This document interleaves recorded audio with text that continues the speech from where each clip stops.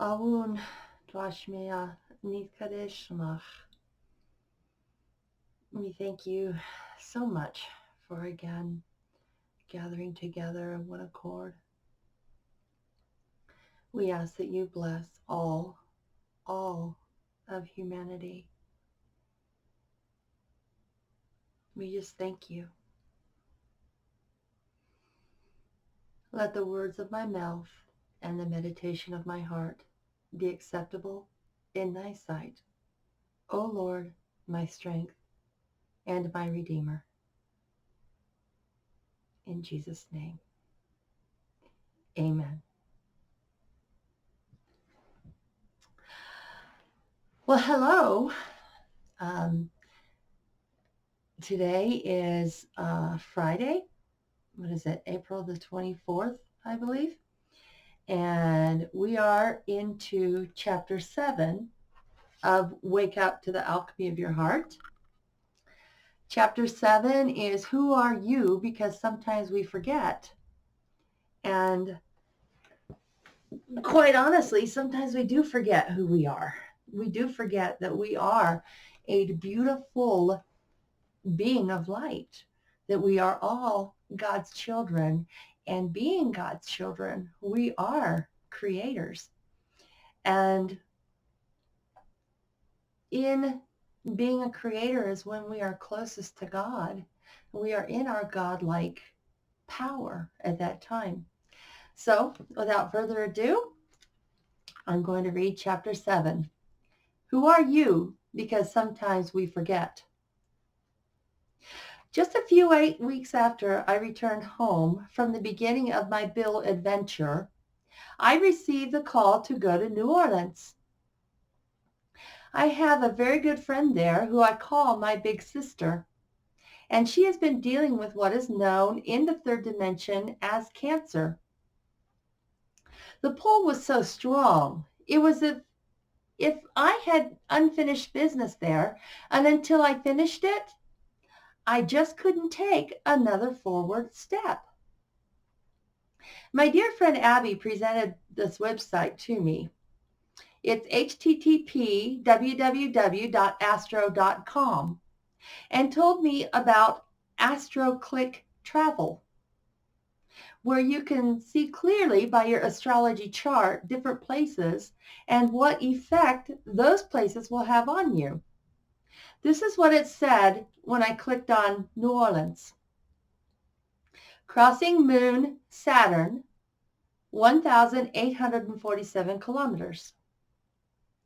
This is a lonely place which serves you as a refuge in sorrowful times, or to focus on yourself and explore your soul life. You can get in touch with a part of you that wants to take a serious look at your feeling nature. Superficial relationships are not your scene. You would rather be on your own. Your need for privacy may lead you into a certain isolation, though, and you could find it hard to step up to people. You may then get upset about trivial matters and become impatient with the mistakes and inadequacies of others as well as your own. In this place, you are able to fulfill your daily duties with relative ease, even under different circumstances. You work for your own comfort and for the needs of your family, but loyalty and stability can also turn into possessiveness and rigidity. If you suppress your own inner needs, you are prone to become bitter. So take your emotions seriously and do not think of duties only. No wonder I was drawn there and keep going back. My very soul is compelled to be there. In addition to Saturn being in the 29th degree in my astrology chart, it showed me I definitely had soul business to complete while I was there. In a nutshell, the fifth house is the house of creativity and sex. When a planet is in the 29th degree, it is in the fate position, or can be seen as the finish of a lifetime's lesson in that planet and house. As I stated before, my soul was drawn to New Orleans. I mean, that pull was so great, I could not resist it. It's funny how things can draw our awareness to it.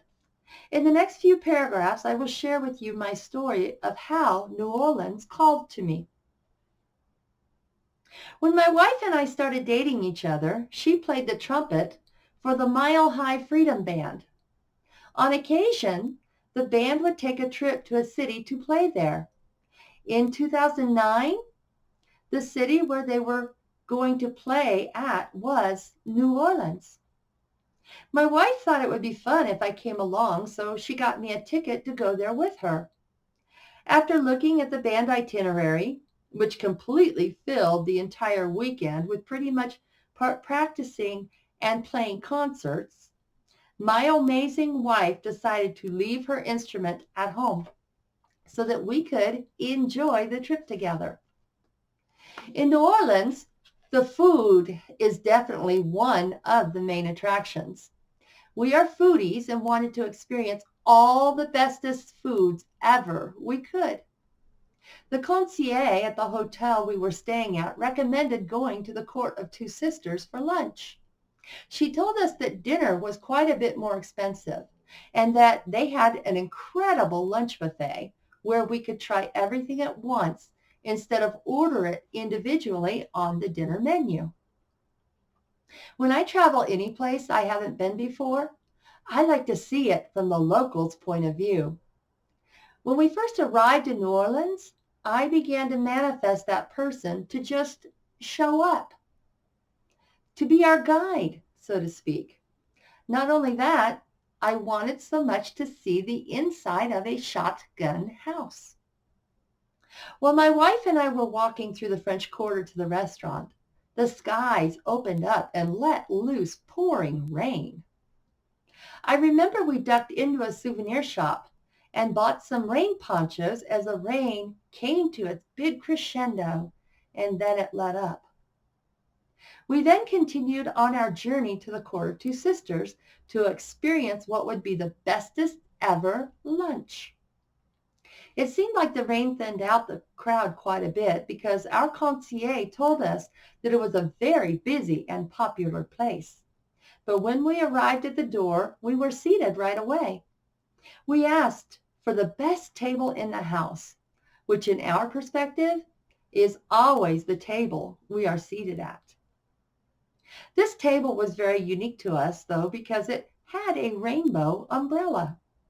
The waitress, whose name was Fage, came over and took our drink orders of 2 iced teas. When Fage returned with our teas, she invited us to help ourselves to the buffet. This beautiful soul's energy was almost electric. She had a smile that would brighten any darkness, and her heart was open, and her eyes held such a bright light in them. We chatted with her for quite a bit about the goings-on in the French Quarter while we savored every bite as she stopped by our table to make sure that everything was all right. Finally, she asked us if there was anything else that we would like. I answered, yes. Can we have your phone number? And she walked away. She appeared momentarily after that with our check in hand and another piece of paper with her phone number written on it. She told us what time she got off her shift, and if we would like, we could meet her in front of St. Louis Cathedral in Jackson Square, and she would show us around. April and I did indeed meet her at the designated time, and she guided us around the French Quarter. As she walked with us, she would say things like, do you see that restaurant? It has 5 stars in the top tourist magazines, but don't eat there. Do you see that little place right there? It looks like a hole in the wall. Eat there. They have the best.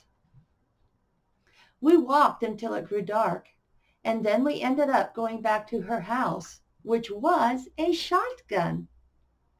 The friendship between April, Faget, and me grew over the years, and then we kind of fell out of touch. During that time, we learned that she was diagnosed with what would be called in the third dimension as breast cancer. Faget and I spoke a few times on the phone and text messaged. At the time, I was going through the health things that I mentioned earlier, so I was more focused on me. April and I went back a little while after our first visit for a short stay and enjoyed the hospitality provided by Faget and her friend. They were sharing a shotgun home and had a spare bedroom that April and I were welcome to. Faget was waiting tables at another restaurant during this time. Oh, how Faget loved to wait tables. Down deep inside, I can see that Faget so wants to be in service to humanity. Waiting on tables allows her to have that human connection. Plus, the money is good. I honestly don't remember much of that visit because I was dealing with the illness of the mercury poisoning that I talked about earlier. At that time, cannabis was my go-to medicine. Well, once I am your friend, you are always my friend, unless you choose not to be my friend anymore. There was a connection between Faget and I, and it was growing. April and I left New Orleans with our bellies full, a few souvenirs, and a would-be lifelong friendship with Faget. My health started returning, and before I knew it, I was bouncing back from the mercury poisoning. I also continued to attend my dear friend's classes where I resumed my learning of how to expand my psychic abilities and connect with my own intuition, waking me up to the alchemy of my heart. Meanwhile, the flavor of the food of New Orleans weighed heavy on April and me, and a place called No-No's that had New Orleans-style cooking became one of our spots to eat that was just located a few miles away from where we lived in Littleton. We introduced our dear friends to it, and they had a fondness for it as well. One thing that we like the most at No-No's is the wraparound porch with the ceiling fans and jazz music. When we all ate there, April and I would reminisce about our visits to New Orleans, and the next thing we knew, the four of us were heading to New Orleans over Mother's Day week. We would spend 3 days in New Orleans and then take a flight to Orlando and spend a few days there. I got in contact with Faget to let her know of our plans. I also wanted to take her some essential herb oil that I made because it seemed to help her pain. You see, since we left that last time, Faget had to have one of her breasts removed. She told the surgeon not to put I think it was called expander in her chest, but the surgeon did anyway without her knowing or her consent. Shortly after her surgery, she was walking through the French Quarter and a taxi ran into her when he didn't observe the traffic signs. The cabbie hit her right into her chest where she had just had her surgery. She was given an MRI, and during the MRI, she said that the technician came in 3 times to check on her. Finally, the technician stopped the MRI and sent her home.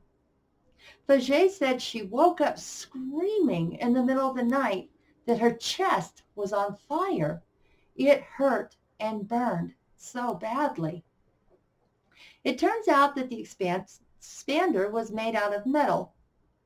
During the MRI, it heated the metal bar up, and that resulted in literally her nerves and what was left of her flesh and muscles melting into her rib cage.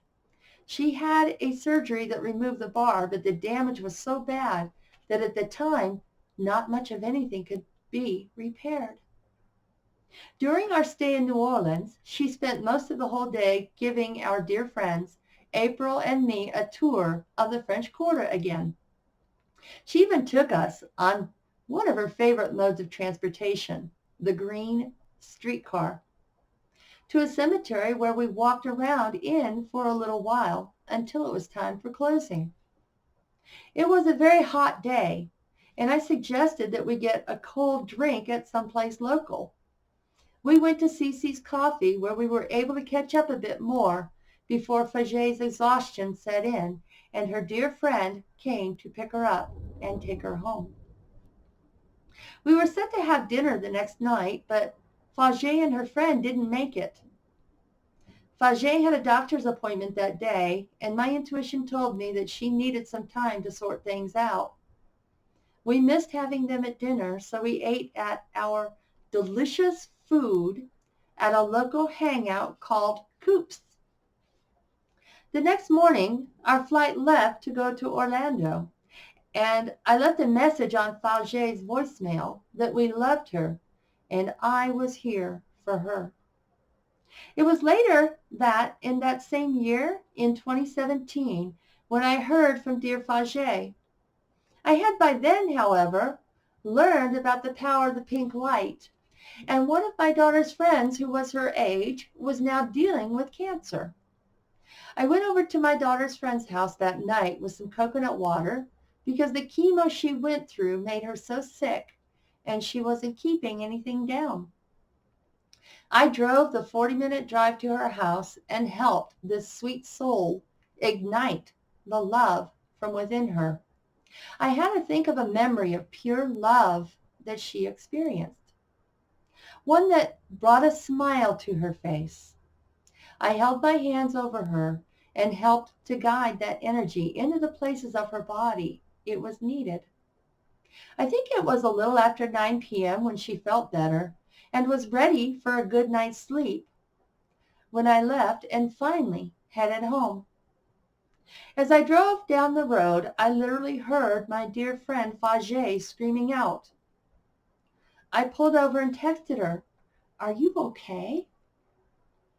The text I received back said, "No, I am literally at the end of my rope."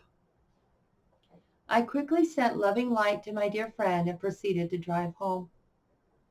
I arrived home in record time, and as I got out of my car, I said, "Spirit, if I am supposed to go to New Orleans, then you will give me a ticket I can afford." I walked into our apartment and got my computer turned on and waited for the welcome screen, and then went to Expedia.com. I grabbed my phone and dialed Faget's number. I asked her if she wanted me to come. Her answer was, "No, you have things you have to do." I told her, "That was not what I asked you. Do you want me to come?" Just as she said yes, Expedia brought up a one-way ticket to New Orleans, leaving in a day and a half for less than $100. This, my friends, is unheard of. I told Faget of what had just happened, and I could hear the happiness return in her voice as she knew I would be there in just a day. I talked with my wife, and she gave me her approval of my plans. Everything came into perfect alignment, and I was on my way to New Orleans. I wanted to save my dear friend. I ended up spending 3 months in New Orleans. Who knew at that time what growth I would soon experience in such a little time? My friend was planning on having reconstructive surgery sometime in the near future. It was time to fix the damage that the MRI did, and in so doing, she would get a new breast. When I got there, the surgery date wasn't clear, and I didn't have a return ticket. Faget was in so much pain every time she moved or even raised her right arm. Being the medical intuitive that I had come to be, when I scanned her, I saw that it was as if her ribs were blackened and charred. Her skin and nerves looked like, as I said before, was melted to her rib cage.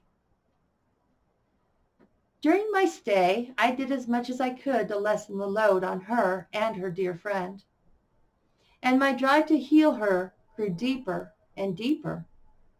At night, we would have treatment sessions where I would hold her head or hold my hands over her to help move energy through her.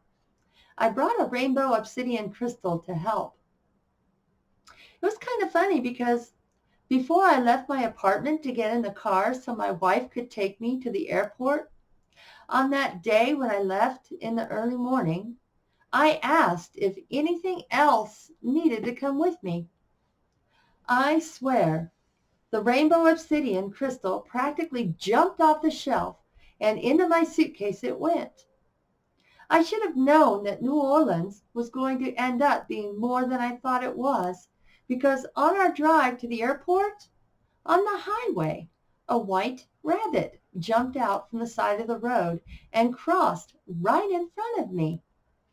I laughed and said, "How far down the rabbit hole do you want to go?" During our sessions, Fage would hold the rainbow obsidian crystal as she would think of that most loving moment. The crystal was so beautiful. It had two hearts carved into it, and it actually looked like two breasts. Fage connected right away with the rainbow obsidian heart, and she held it when we would ignite that loving pink light from within her. The rainbow obsidian soon connected with her, and my energies no longer worked with it, so to speak. It wouldn't heat up for me after Fage used it. I think it was twice. Oh, but when Fage held it, even just for a few seconds, the crystal heated up for her. I started calling that crystal Fage's heart, and ended up leaving it with her because of the bond between the two of them. I would tell Fage over and over again that I couldn't heal her, that she had to heal herself. The power was within her. I think that I kept telling her that was for my benefit, though. I think I was trying to convince myself of that every time I told her the choice was hers and she was the creator. My friends, we worked so hard in her healing process. Our goal at that time was to get her body and mind into strong enough shape so she would make it through the upcoming surgery. This surgery was a very serious procedure, and 2 surgeons were needed to perform it. There was a great possibility that she may not make it through it. The way her body was in such a weak state, it would actually be a miracle if she did. Fage wasn't facing her mortality, and it was scary. She was so scared that she really wanted her daddy to be there. The surgery date finally came available while I was there to help, and we worked and worked in strengthening her body by igniting the pink light from her core, the light of love. Every day her mood lightened, too, because my dear friend had been dealing with so much that it was a fight for her not to allow her depression to take over. The trick for me was not just me helping her. She helped me too. When I arrived, I was wearing hand-me-down clothes for my wife. I really didn't have much concern about my outer appearance. I never even really realized that I couldn't see up close very well. One day, my friend had a garage sale that I helped out with. She wanted to pay me for the hard work that I did. I asked her instead if she would help me out by being my fashion consultant. All of the big stars had one. So the next day we made a trip to the Goodwill, the GW boutique, and I got a whole new wardrobe. I got clothes that actually fit me and enhanced who I was. She encouraged me to let my beauty from within shine outwards. She saw the value in me. Fage helped to bring that final piece of the puzzle of really loving myself fully. She, along with my dear friend Kim McGee, invested in me, and in doing so showed me I was worthy. That last piece that I was missing was to show myself I was worthy by investing in myself. One night, it was very cold in Fagey in her dear friend's shotgun house. In these old houses, the heat is on the floor.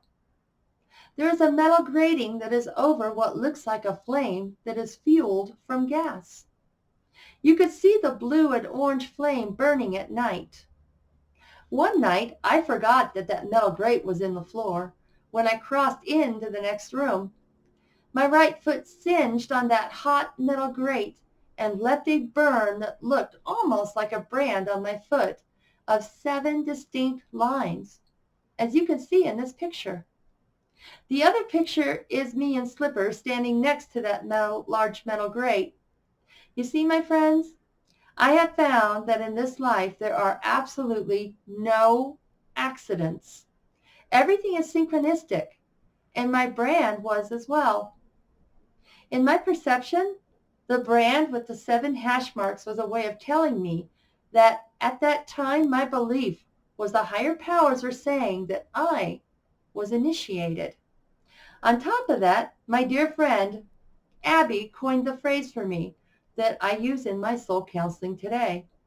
I am here to walk through the fire with you. So there's the picture.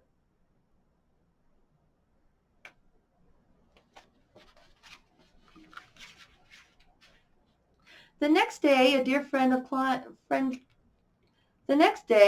client of mine also sent me this picture. Notice the number shown?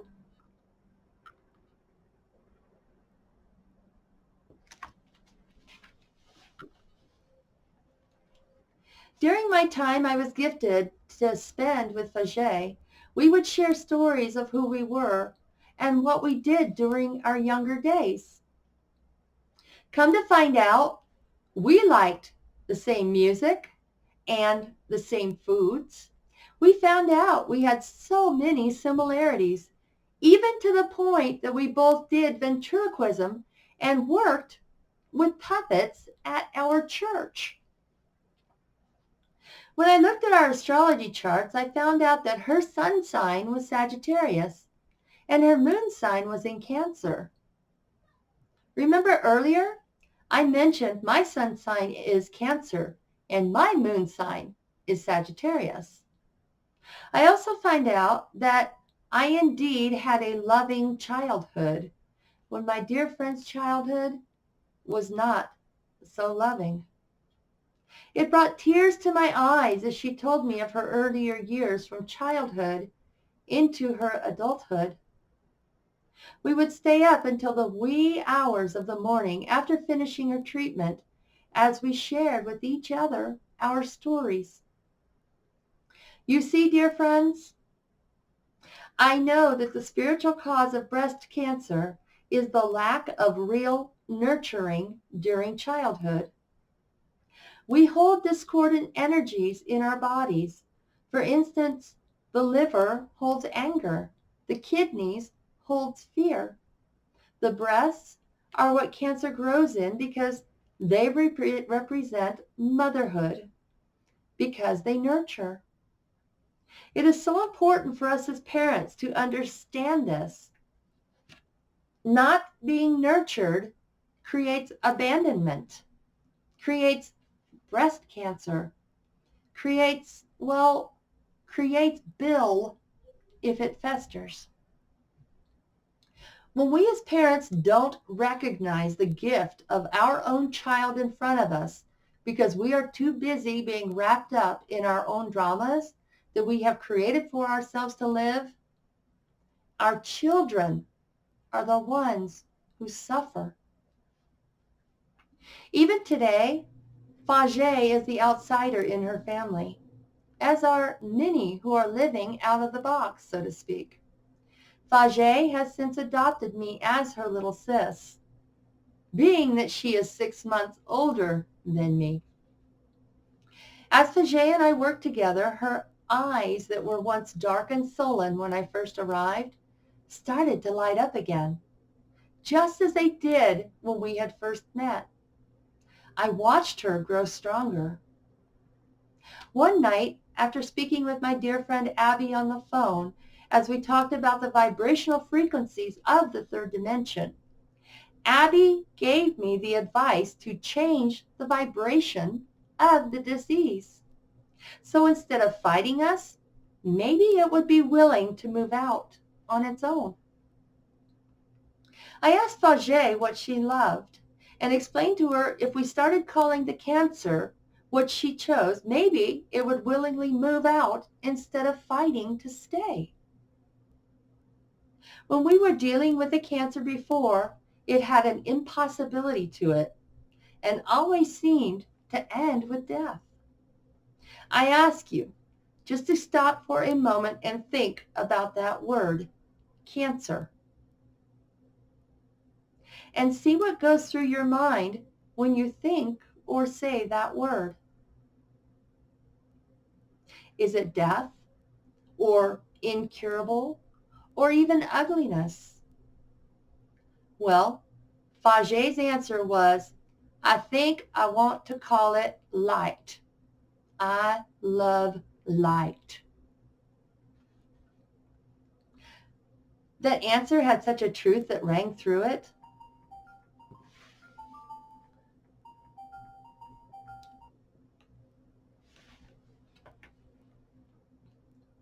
From then on, we called it light, and Fajay's light seemed to become even stronger. I can't say that Fajay's body was ready when the surgery happened, because just a couple of weeks before she was to have her surgery, she came down with the flu. She had a horrible time trying to deal with it, and she didn't want me to be too close lest I caught it. I told her I was protected and couldn't catch it, and I never did. Soon the flu finished its course of running through her system. Lisa Brown, author of Awakening to Remember, has an interesting perspective on the flu. She calls it frequency light upgrade. I resonate with this because I see the flu as a period of detox. And when I experience it, instead of fighting it, and even with a cold, just allowing it to work through my system to carry all of the toxins out of my human body. Fajay texted her daddy to let her know how she felt. She was just so scared, and one of her fears at that time was never seeing him again. She begged for him to come out for the surgery, and I will never forget the happiness that came over her when he finally agreed to come. Her happiness faded very quickly when he said her mother was coming too. Remember what I said about not being nurtured? Fajay worked very hard at preparing herself for surgery. I noticed, though, that she was coughing even more than when I arrived, and at times the coughing would bring her to her knees. Ever since the light started in her body years ago, there would be times of coughing up blood, but now the coughing was even worse. To make matters worse, on Mondays, Fajay had to go in search of a parking space in the French Quarter someplace, because early Tuesday morning until noon, they would sweep the street. If your car was on the street, it was big money to pay a parking ticket and your car would be towed. This meant Fajay would sometimes have to walk quite a distance from her car to her house, and I would walk that walk with her, as she would have to stop and cough along the way. The day of her surgery came, and I was praying and holding a space of love the entire time. Her dear friend she was living with and I arrived with her at the hospital at the crack of dawn to get Fajay's prepped for surgery. After she was taken out of the pre-surgical ward and wheeled down to surgery, her dearest friend and I walked over to the surgical room. While we waited, both of our stomachs were growling. So her dear friend walked over to the cafeteria, had a quick bite, and brought back some breakfast for me. I watched the board as it lit up and indicated where each of the surgical patients were and what stage of their surgery they were in. During the reconstruction, they were going to remove fat from other areas of Faje's body to build her new breast along with repairing the damage. Fage was scared to have it done at this hospital because it was new to her. I have to say, though, that Spirit had everything worked out to be in perfect alignment because she received the bestest ever care with the bestest ever team of doctors and nurses. During her surgery, another one of her dear friends arrived at the hospital. She hadn't eaten yet, so both of her dear friends went back to the cafeteria again while I sat there continuing to hold space. Her daddy arrived a couple hours after the surgery started, and we had some really good conversation. Then he left to go pick up his wife at the hotel and feed her. I looked at the board and Fage was still in surgery when her friends came back from the cafeteria. A couple of hours later, her mother and daddy walked in. I think it was maybe another hour or so before the light blinked that she was now in recovery. Her dear friend received a call from the nurse's station and said that she would be moved into her new room soon. We waited and waited for that soon to come. It turned into several hours. We were told the surgery went very well, but she was having problems breathing, so she needed to stay in recovery until they got her stabilized. It was late in the evening when they finally moved her into her room for recovery. She was on oxygen, and it looked like she had been hit by a semi. She was pretty exhausted, and the best thing for her was rest. I handed her Fage's heart and channeled some loving energy into her body. I helped her sip some water and then channeled more loving energy. Her body just seemed to suck it right out of the palms of my hands. Everyone but her dearest friend had left, and things were calmed down. Her dearest friend stayed overnight, and I went back to their house and crashed. I woke up the next morning and drove her car back to the hospital that I used to get home in that night. Fage wasn't allowed to eat anything, just in case they had to take her back in for emergency surgery. When I intuitively scanned her, I saw a problem she was having with her lungs, and I was concerned. She was still on oxygen, and a part of me knew that she would be getting an x-ray of her lungs. That afternoon, her parents came to visit, and Fage was having trouble breathing, and her dressing needed to be changed. So we were asked to step out in the hallway. Her daddy asked me what my diagnosis was, and I told him that I was concerned about her lungs. When people are so wrapped up in their own drama, though, they only hear what they want to hear. It was a different universe than mine that they were living in, and they had come to their own conclusions. Unfortunately, their conclusions and what they said next didn't resonate very well with me. As a matter of fact, it brought great dissonance, a tone that threw off my harmonic resonance, and I grew very angry. I wish they could have seen the gift of who was their daughter in front of them.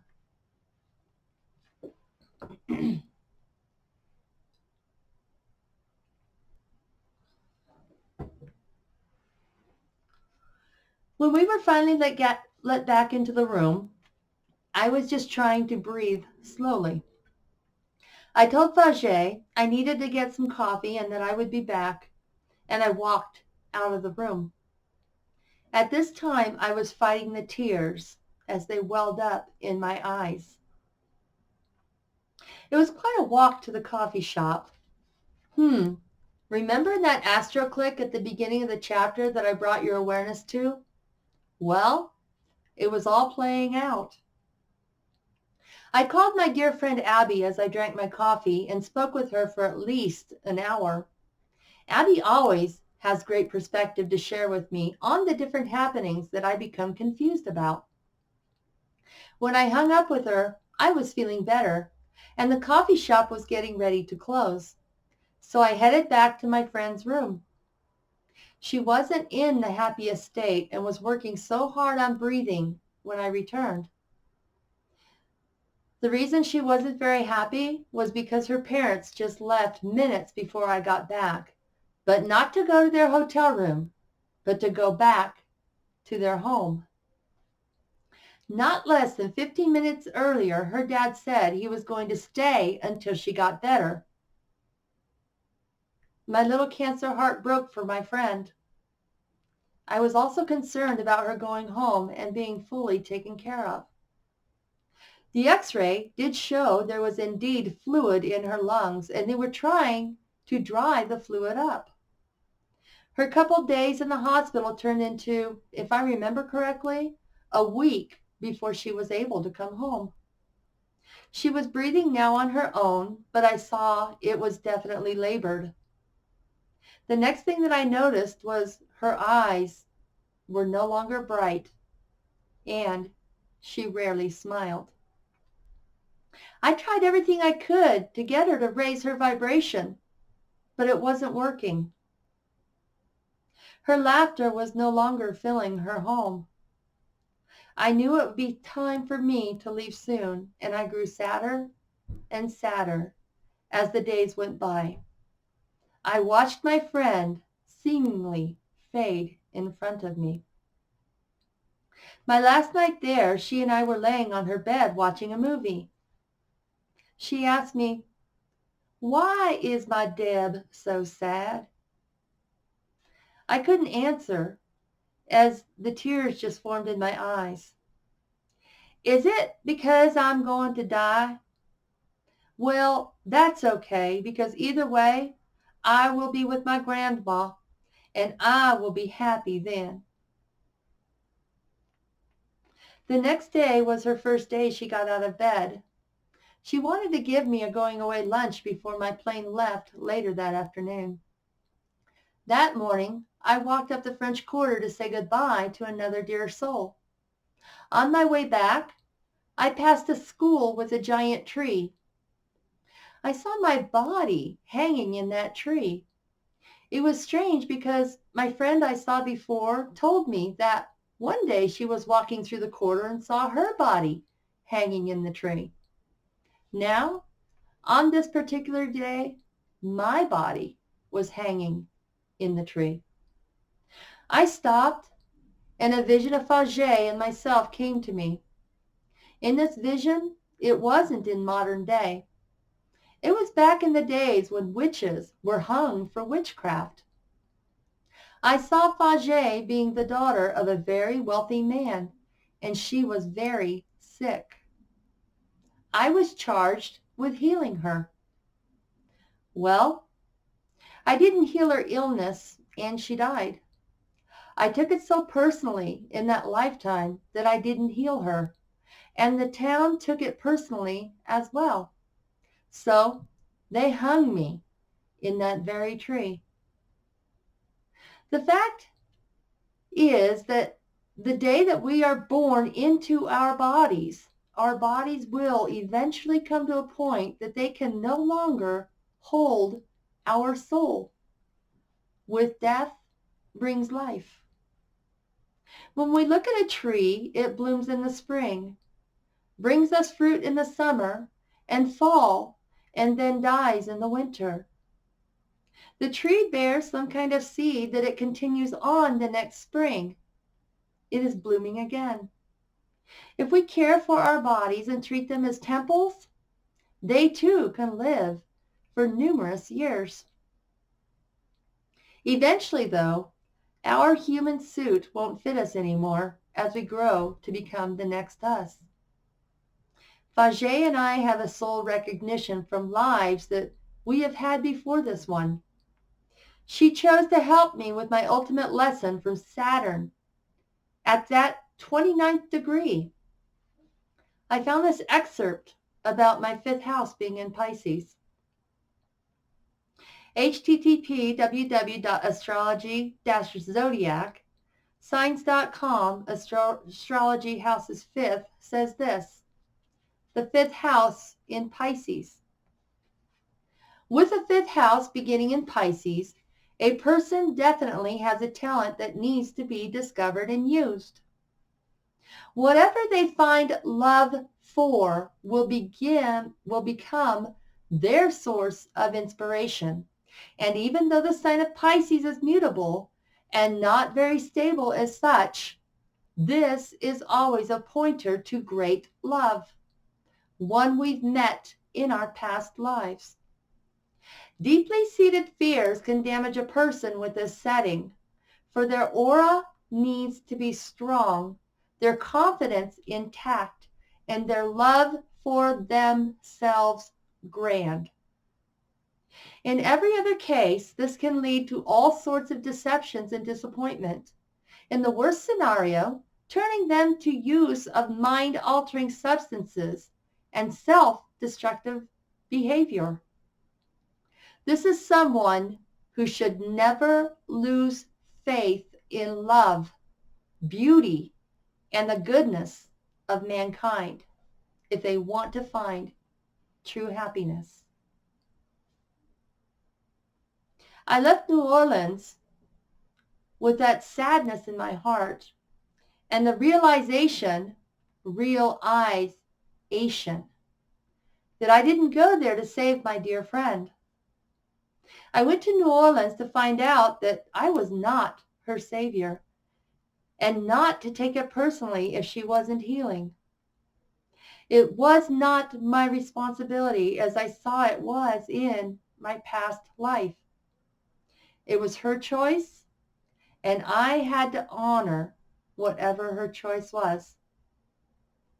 What a lesson I had to learn about free will. So thank you. That was chapter 7. I believe tomorrow at 2 I'll be back to read chapter 8, finally realizing and integration.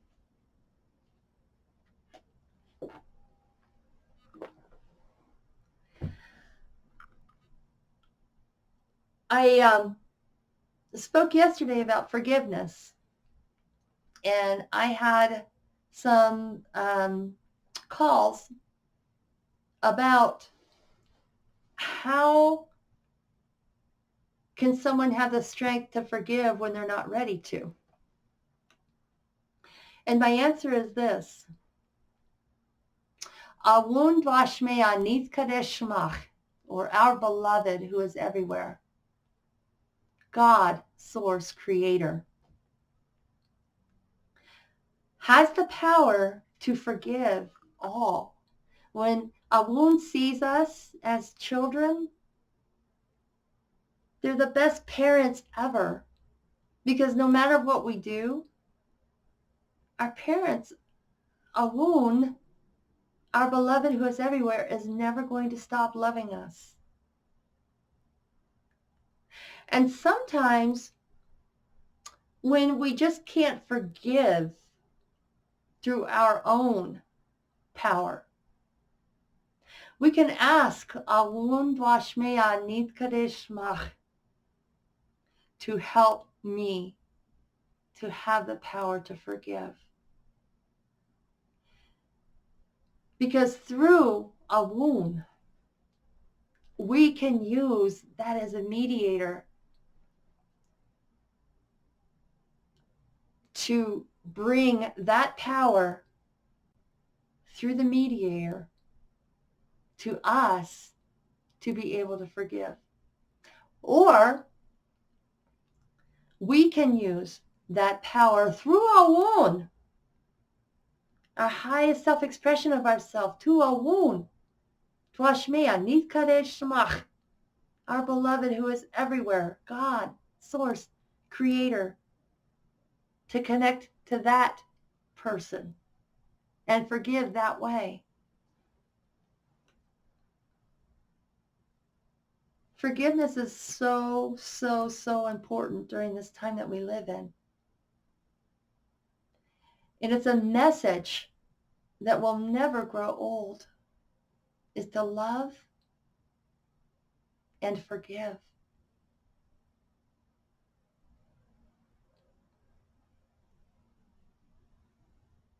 Like I read yesterday, forgiveness is a power, a very, very strong, very powerful power that each of us has had and always will have. And love is a power. And when we use that power, we are all stepping into the God that we are, as Jesus said in John 10:34. It is written, I said, ye are gods. So that's what I have for you today. I should be back tomorrow at 2. There it may be a little earlier, it may be later than 2 tomorrow, Saturday, because there may be something come up that I may have to do. And if that is the case, I will certainly put a message on my Facebook. This YouTube is going to be available at 5 p.m. tonight if you missed any of the chapter reading. And it's available anytime you want to watch it now. Chapters 1 through 7.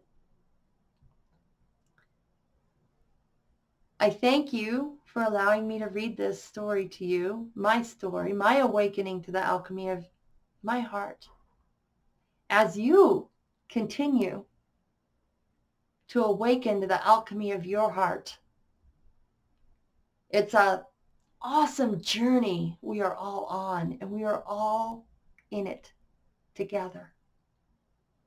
With that, Awun Vashmea Nithkadeshmach, bless you. Thank you for sharing in this incarnation with me.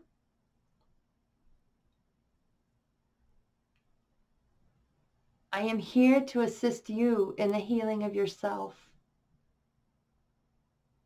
I can't heal you. You're the one that can heal you. But I can assist you in doing that.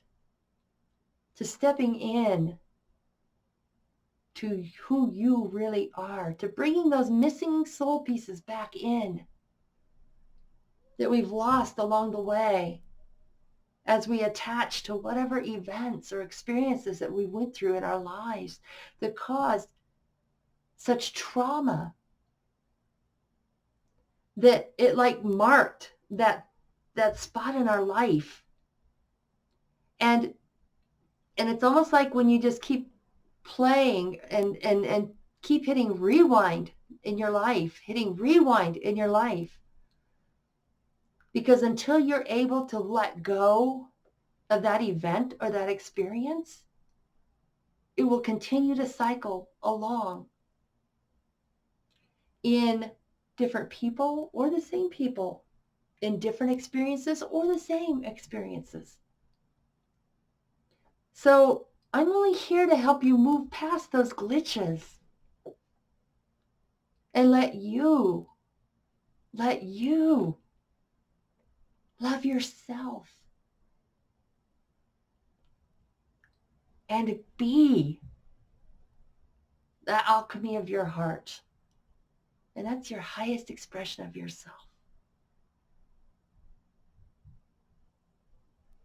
So thank you. Thank you for sharing this incarnation with me. And thank you for helping me along the way on this journey. I love you. I see you. I see the God in you. I love you, I honor you, and I respect you. Until tomorrow, mwah. Enjoy, I-N-J-O-Y, the day you create, and create the day that you enjoy. I love you from the very core of who I am, from the very core of my being. Take care, and I will bless you. Mwah.